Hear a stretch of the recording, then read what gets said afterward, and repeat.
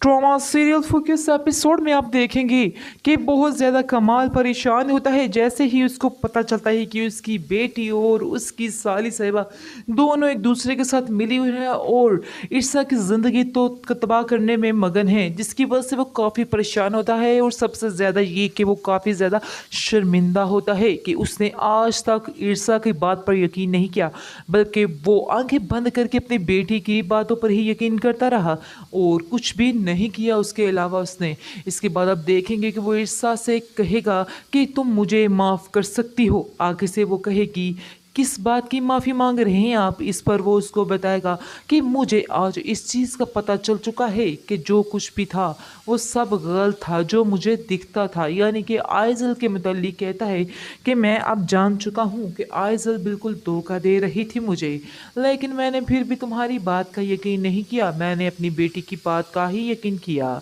आगे से वो कहती है कि मैं आपको आज तक बताती रही, आपने मेरी किसी बात का ट्रस्ट नहीं किया, तो आज आपने जब अपनी आंखों से देखा और सुना तो फिर आपको इस चीज़ का यकीन आया, वरना अभी भी आप अगर आंखों से देखते और ना सुनते तो कैसे आप मेरी बात पर यकीन करते, अभी भी आप मुझे झूठा ही साबित कर देते। इसलिए अब इस बात का क्या फ़ायदा है। आगे से कमाल कहता है कि प्लीज़ तुम मुझे माफ़ कर दो, क्योंकि जो होना था वो तो हो चुका है। अब मज़ीद इन बातों पर बहस करके मैं अपनी ज़िंदगी बर्बाद नहीं करना चाहता। मैं अपनी ज़िंदगी को बहुत ही अच्छे तरीके से गुजारना चाहता हूँ और तुम्हारे साथ ही गुजारना चाहता हूँ।